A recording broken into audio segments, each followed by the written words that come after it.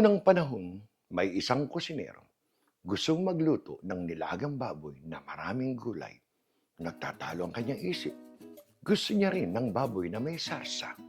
Ang ginawa niya, pinagdalawa niya sa isang lutuan ang dalawang putay. Diyan po pinanganak ang ating putyero. At alam ko po na alam ninyong lahat na ang kwentong ito ay gawa-gawa lamang po ni Mambong. Kaya huwag niyo pong paniwalaan. Kaya tayo ngayon ay magluto na ng napakasarap na putyero. Pagbalik ko, start. Nagpainit na po ako ng mantika. 3 tablespoon. Ang ganda ng aking liempong nadali. Ayan oh. Alam niyo, ito binili ko sa American Grocery. Yung aking liempo po ay walang balat. Hindi katulad sa Asian market dito. May balat pa. Ito, okay rin. Maganda rin, ha? Para hindi ganun kamantika. Ilapag natin dyan. Ang aking pong bawang ay kalahating ulo ng bawang or 3/4 cup. Ayan, naku. Ganda agad ng baksak. 3/4 cup na bawang. Pagulungin, maganda agad ang ating apoy, oh. Naku. Nag-brown agad, oh. Mainit na pala yung aking mantika. Naku, ilagay na natin sibuyas. Ang aking sibuyas naman ay 3/4 cup. Almost 1 cup. Isang sibuyas lang ho yan. Ayan, ganda na agad. So, pagulungin natin lang yan. Mabilis luto.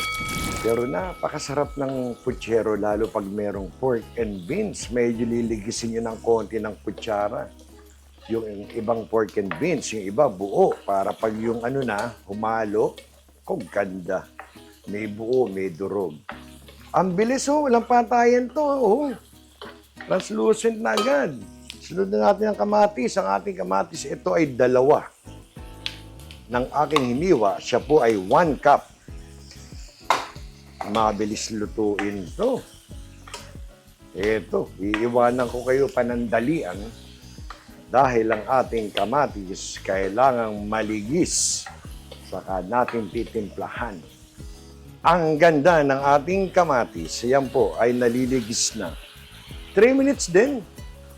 Nang iniwan ko po kayo, ayun na, oh. Ang ganda. Bisarsa, hindi naman masabaw. Lagyan ko muna ng 1 teaspoon na patis. Hindi, 1 tablespoon na patis. Dadaling magdagdag.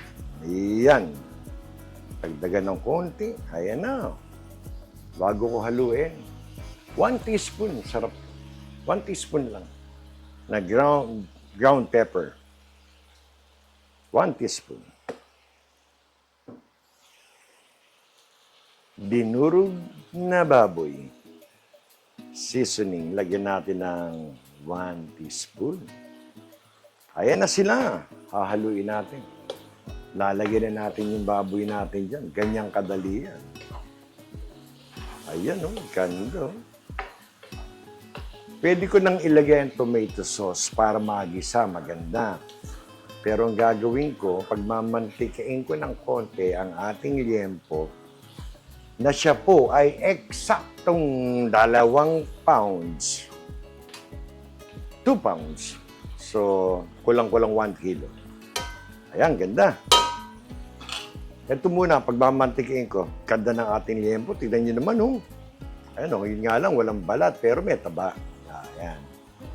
So, yung iba, pabor dyan. Sabihin nila, gusto ko yung liempo nyo, walang balat. Pero syempre, pag yung, what do you call this, lechong kawali, kailangan may balat. So, eto na, Pagugulungin natin, pagmamantikain, ilalagay ang tomato sauce. Nako, ang bilis nito. Napakasarap nga lang. Alam nyo ba, ang aking mga gulay na ilalagay, bago ko haluin pa ng gusto, kaganda.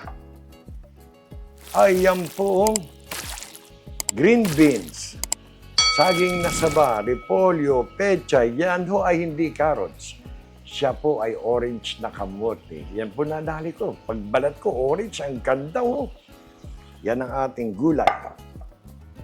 Okay, so konting halo uli. Pagmamantikain natin iyan. Pero bago kayo iwanan, ako po ay may gustong i-shout out. Nakakatuwa ang pamilya na to. Simula po sa kanilang nanay na si Myra. Sila po ay aming supporter simula't sa pool. Ang kanyang anak naman po ay nasa Katiklan, Malay, Aklan. Katiklan, Malay, Aklan. Wala po sa Malaysia. Shout out sa iyo. Kamusta ka? Apple Joy Bandiola.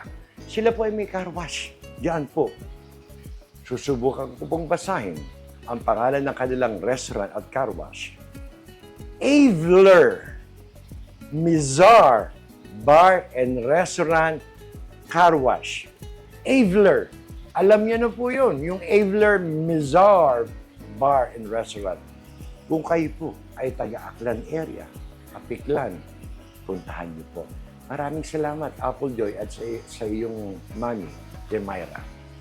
Balikan ko po kayo, pagmamantikin ko lang to. 5 minutes. 5-6 minutes.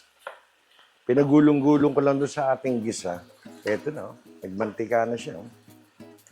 So ngayon, laging turo ng nanay ko, igisa mo ang iyong tomato sauce para masarap. Yan po ay 8 ounce na tomato sauce. Medyo ma-tomato sauce ang ating kasi sasabawan ko ito. Ayan na. Ilakasan ko ng konti. Ganda oh. Kita niyo ating liempo. So siguro pag ganitong ratio at maraming gulay naman, 1 kilong liempo, swak na siguro to sa pang-anim na tao. Ha? Oh, ayan. Ginigisa ko ang ating tomato sauce. Ano ang ating isusunod dyan? Pwede ko nang ilagay ang ating pork and beans. Pwedeng mamaya, pero ngayon gusto ko pa rin naluluto, nagigisa yung aking pork and beans. Kasi gusto ko rin madurog yung mga beans. Ayan, no? Ganda. Etong aking pork and beans ay malaking lata. Siguro ang ilalagay ko lang is 2/3. Ayoko namang dumami ng gusto yung ating pork and beans. Ayan. Medyo nililigis-ligis ko pa nga, oh. Ang ganda. Konting halo, lalagyan natin ng tubig, palalambutin na natin to at iiwanan ko kayo. Sasabihin ko sa inyo, yung aking liempo, kung gaano katagal lumambot, depende yan sa liempong mabibili ninyo. Nagisa ng magandang tomato sauce ang ating pork and beans. 3 cups, lagyan muna natin. 3 cups ng tubig, haluin nyo ng konti. Huwag lang hindi mag-blend lahat ng ating recado, lahat ng ating ginisa. Ayan. Ito po ay hindi sarsa, kundi ito po ay masabaw. Sarap higupin ito. Manamis-namis, may pork and beans. Babalikan ko po kayo. Eksaktong 1 oras. Chinek ko siya kanina. Medyo lumalambot na. By the way, yung 1 oras na yun, every now and then, nahaluin nyo kasi may pork and beans. Pwede siyang manikit. Baka masunugan kayo, pangit. Ito na ang itsura. Ito, ang mga pork and beans, may buo, konti, sabay mga durog, kaya lumasa na yung pork and beans natin. No? By the way, yung 1 oras na yun, ako'y nagdagdag ng 2 cups na tubig. Dahil talaga nare-reduce siya, kaya 2 cups ang dinagdag ko. O, yan. Gusto kong tikman muna. Dahil alam ko medyo matabang to, or baka swak na rin, saka natin ilalagay na yung ating kamote sa kaisanin. Tikman muna natin. Saka kailangan matamis, di ba? Alam ko kung gaano asukal.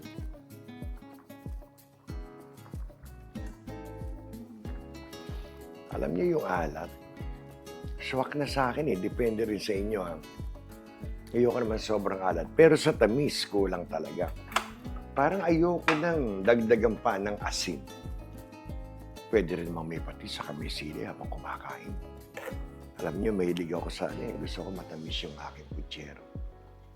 Lalagyan ko ng 3 teaspoon agad. Depende ko sa inyo kung gusto niyo matamis din o hindi katulad ko. Adjust niyo na lang yung tamis sa gusto ninyong konting halo lang to. Yung alat hindi na. Ito na yung aking sabaw. Hindi siya sarsa, hindi siya sabaw. Napakaganda. Konting halo. Actually, ito na ang ating nadudurog na yan, Ito lang, isang plastic na Ayan, umihiwalay Plastic lang yung ginamit ko. Ayan, malambot na siya. Sana yung liyempong madali nyo sa isang oras, ito naman 1 kilo, sana yung madali yung liyempo, madali rin palambutin. Ito na. Isang malaking kamote to at saka 6 na saging na sabahin natin ko lang sa gitna. Lagyan nyo lang yan, ingat lang at baka pumilamsik. Yan may kainitan. Iba ang init ng talsik ng sarsa. Ayan na. So, eto, depende pa rin sa kamote ninyo. Ako, eto, bibigyan ko lang to ng mga 2 to 3 minutes. Ayan, haluin nyo lang, palubugin nyo lang. 2 to 3 minutes, madadali na yung kamote na yan sa kayong saging. Then, ilalagay na natin ang mga gulay. That's it. Pagbalik ko, okay na yung kamote. 5 minuto rin bago lumambot yung aking kamote. At sinipsip niya. Nagiging sarsa, ako ay nag-ready ng isa na namang cup ng tubig. Hindi ho pwedeng masarsa. Kailangan masarsang masabaw ang dating. Yan po ang putsero. Ayan. Konting halo. Alam nyo, again sinabi ko sa inyo, depende sa tamis na gusto ninyo. Ang gusto kong putsero ko, matamis. Kaya nung naghintay ako ng 5 minutes, pinapalambot yung kamote. Dinagdagan ko pa ng 2 teaspoon na sugar. Gusto ko matamis yan. Nasa inyo ho yan. Kaya na mag-adjust. Eto na. So, nahalo ko na ng konti. Isusunod na natin. Eto na. Itong ating mga gulay. Pag nilaglag ko itong mga gulay, bibigyan lang natin to ng mga 3 to 5 minutes again. And done. Tulad yan, eto. Ilagay natin ang mga gulay. Inuna ko lang itong ating green beans. Dahil ito ay medyo matagal ng konti. Head start natin ng mga few seconds. Ilubog ko agad yan. At least yun na nasa ilalim. Pero kanina pa mainit ang mata ko dito sa mga saging at kamote. Yan. Ganda. Takbo, ayan na. Lakasan ko lang ng konti.